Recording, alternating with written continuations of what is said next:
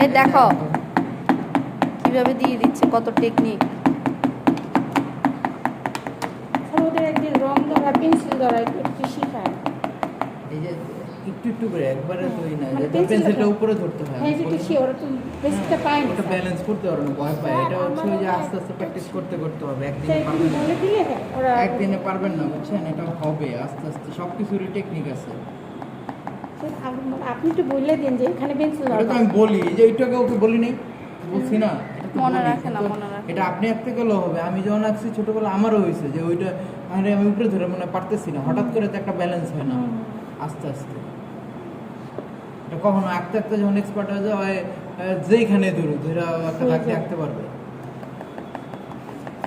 এখন ওর নিয়ম তো হইতে গেলে ঝামেলা আছে।